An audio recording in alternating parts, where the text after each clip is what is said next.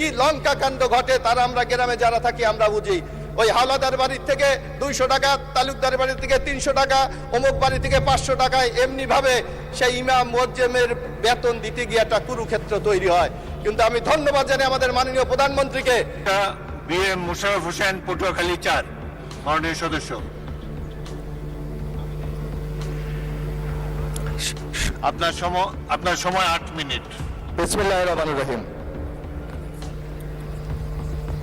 মাননীয় স্পিকার, আপনাকে ধন্যবাদ আমাকে সময় দেওয়ার জন্য।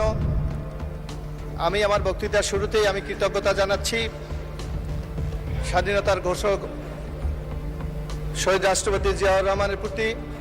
আমি কৃতজ্ঞতা জানাচ্ছি আমাদের নেত্রী বেগম খালেদা জিয়া, যিনি আমি ছাত্র রাজনীতি শেষ করার পর আজকে আমাদের আমাদের মাননীয় চেয়ারম্যান, মাননীয় প্রধানমন্ত্রী জনাব তারেক রহমান আমাকে 2008 সালে প্রথম নির্বাচনে মনোনয়ন দিয়েছিলেন। আমি আমার নেতা জনাব তারেক রহমানের প্রতি কৃতজ্ঞতা জানাচ্ছি। মাননীয় স্পিকার, আমি এমন একটি আসন থেকে নির্বাচনে প্রতিদ্বন্দ্বিতা করে বিজয়ী হয়েছি যে আসনে 46 বছর পর এই প্রথম বিএনপির একজন সংসদ সদস্য নির্বাচিত হয়েছে এবং এই আসনটি বাংলাদেশের মধ্যে অত্যন্ত গুরুত্বপূর্ণ। বাংলাদেশ যে কয়টি বিষয় নিয়ে গর্ব করে তার অধিকাংশ বিষয় আমার এই নির্বাচনী আসনে রয়েছে। বাংলাদেশের দ্বিতীয় সমুদ্র সৈকত কুয়াকাটা এই 114 পটুয়াখালী 4 নির্বাচনী আসনে অবস্থিত।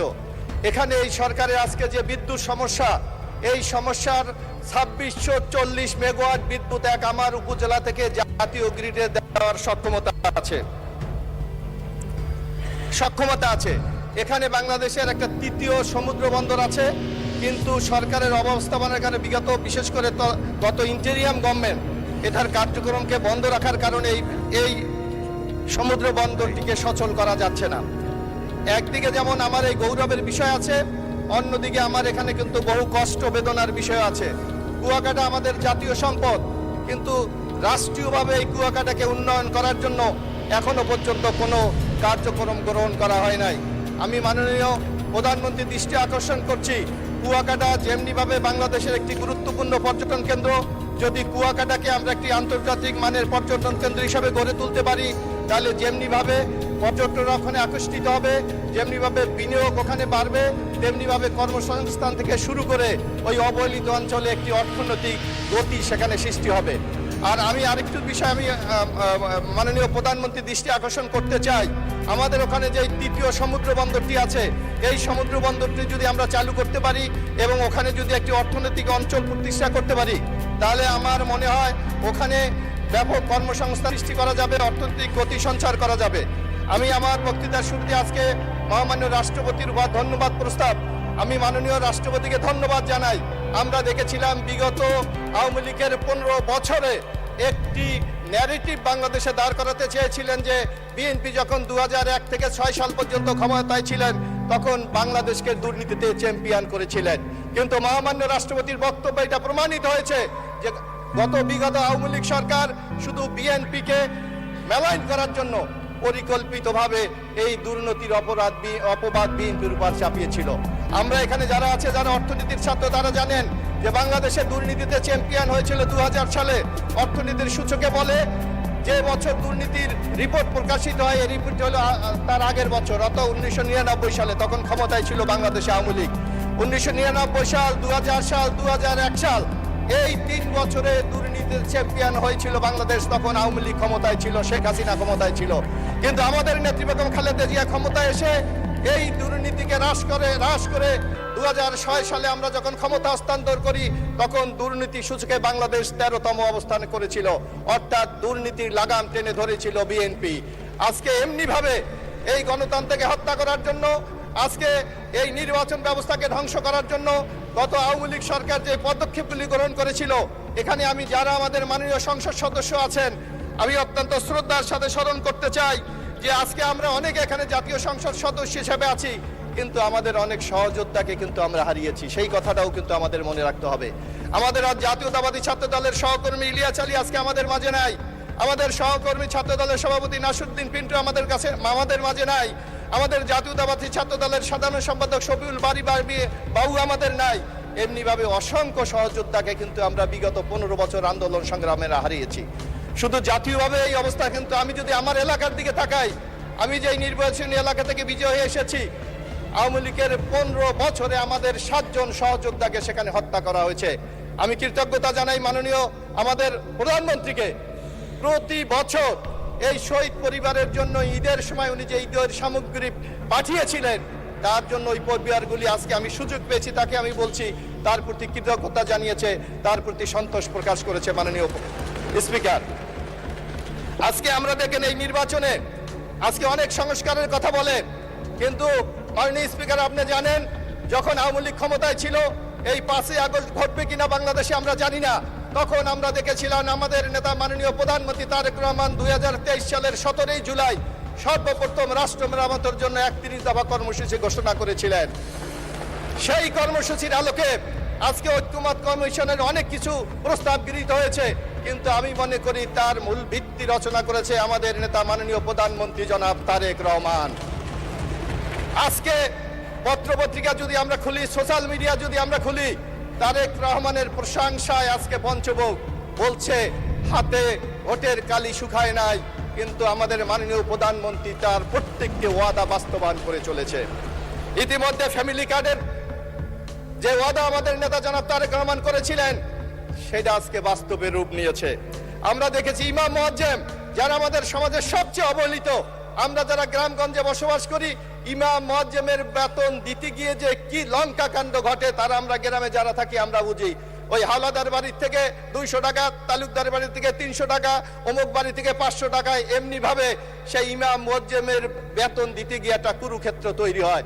কিন্তু আমি ধন্যবাদ জানাই আমাদের মাননীয় প্রধানমন্ত্রীকে, নির্বাচনের সময় উনি যে ঘোষণাটি করেছিলেন, ইতিমধ্যে ইমাম মুয়াজ্জেমদেরকে সেই ভাতা দেওয়ার মাধ্যমে ইনশাল্লাহ উনি ওনার ওয়াদাটা পূরণ করেছেন। এবং আমরা আরেকটা জানি, আমাদের নেতা শহীদ রাষ্ট্রপতি জিয়াউর রহমান, আমি যখন ছোট, আমি তখন 10ম শ্রেণীতে পড়ি, জিয়াউর রহমান সাহেব তখন আমার ওখানে খাল কাটতে গিয়েছিলেন। আমি ছোট্ট বয়স, আমরা যখন স্কুলের ছাত্ররা দাঁড়িয়েছিলাম, হঠাৎ দেখলাম একটি লোক চশমা পরে আমাদের সামনে এসে দাঁড়িয়েছিলেন। আমিও সেই দিন হ্যান্ডশেক করার সুযোগ পেয়েছিলাম। সেই যে বিএনপির প্রেমে পাগল হয়েছিলাম, আজ পর্যন্ত কিন্তু সেই বিএনপি আমরা করে চলি। সেই খাল খনন প্রকল্প আমাদের নেতা জনাব তারেক রহমান আবার শুরু করতে যাচ্ছে। ইনশাল্লাহ আগামী 16ই মার্চ দিনাজপুর থেকে এই প্রকল্প শুরু হবে। আমি মনে করি বাংলাদেশের ইতিহাসে একটি উৎপাদন ব্যবস্থাকে আমরা আরো বেশি বৃদ্ধি করার জন্য এই খাল খনন প্রকল্প বাংলাদেশে একটি টনিকের মতো একটি বিষয় হিসাবে আগামী দিনে কাজ করবে। মাননীয় স্পিকার, আজকে আমাদের নেতা জনাব তারেক রহমান, ইতিমধ্যে আপনারা দেখেন বাংলাদেশে ক্লাইমেট চেঞ্জের যে অবস্থা, বিশেষ করে আমি যে এলাকার সেই কুয়াকাটা সমুদ্র উপকূলীয় একটি এরিয়া, সেখানে কিন্তু তাপমাত্রা ধীরে ধীরে বেড়ে যাচ্ছে। এখানে যে 2620 বিদ্যুৎ কেন্দ্র করা হয়েছে, সেখানে প্রতিনিয়ত আমাদের এলাকায় পরিবেশ দূষণ হচ্ছে, অথচ আমাদের নেতা তারেক রহমান ঘোষণা করেছেন যে মাননীয় সদস্য, আপনার সময় 2 মিনিট বাড়িয়ে দিয়েছেন, 2 মিনিটের মধ্যে শেষ করেন অনুগ্রহ করে। আশা করি ইনশাল্লাহ এই প্রকল্পগুলি যদি আমরা বাস্তবায়ন করতে পারি, ইনশাল্লাহ তারেক রহমানের নেতৃত্বে আমরা একটি নতুন বাংলাদেশ ইনশাল্লাহ আগামী দিনে আমরা পাবো। মাননীয় স্পিকার, আমি একটু আমার এলাকার 2-1টি সমস্যার কথা আমি বলতে চাই। এখানে আমার যারা মাননীয় সংসদ সদস্যরা আছেন, বাংলাদেশে প্রায় 455টি উপজেলা আছে, কিন্তু একটা মাত্র উপজেলার আমি বাসিন্দা, রাঙ্গাবালী উপজেলার কলাপাড়া, রাঙ্গাবালী নিয়ে 114 পটুয়াখালী 4 নির্বাচনী আসন। সেই রাঙ্গাবালী উপজেলায় কোনো হাসপাতাল নাই। আমি মাননীয় স্বাস্থ্যমন্ত্রী, আমি প্রধানমন্ত্রীর দৃষ্টি আকর্ষণ করব, একটা মাত্র উপজেলা যেখানে কোনো হাসপাতাল নাই, অনতি বিলম্বে সেখানে যাতে একটি হাসপাতাল তৈরি করা যায়, সেই ব্যবস্থা গ্রহণ করার জন্য আমি বিনীত অনুরোধ জানাবো। আমরা নির্বাচনে, আমি জানেন আমার ওখানে একটি থানা আছে, মহিপুর থানা।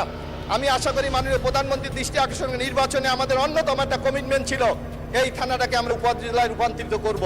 আমি আশা করি নির্বাচনের অঙ্গীকারকে বাস্তবায়ন করার জন্য মাননীয় প্রধানমন্ত্রী জনাব তারেক রহমান প্রয়োজনীয় ব্যবস্থা গ্রহণ করবেন। এছাড়াও আমাদের এলাকায় নানা সমস্যা আছে, নদী ভাঙ্গন। আমার ওখানে রাঙ্গাবালী একটি উপজেলা, আপনার জানেন সমুদ্র বেষ্টিত, যেমন সেন্ট মার্টিনে অনেকে গিয়েছে, হয়তো রাঙ্গাবালী যায় নাই। একটা সমুদ্র পাড়ি দিয়ে আমার একটা উপজেলায় যেতে হয়। সেখানে যদি 4টা ইউনিয়নে আমরা যদি একটা ব্রিজ করে দিতে পারি, তাহলে 4টা ইউনিয়নের মধ্যে কিন্তু একটা সংযোগ সড়ক করা সম্ভব। আমি মাননীয় স্থানীয় সরকার মন্ত্রণালয় আছে, ইতিমধ্যে সেই মন্ত্রণালয়ে ইতিমধ্যে প্রকল্প জমা আছে। 160 কোটি টাকা যদি দেওয়া যায়, তাহলে সেই ব্রিজটি করে 4টা ইউনিয়নের মধ্যে একটা আমরা সংযোগ সড়ক গড়ে তুলতে পারি।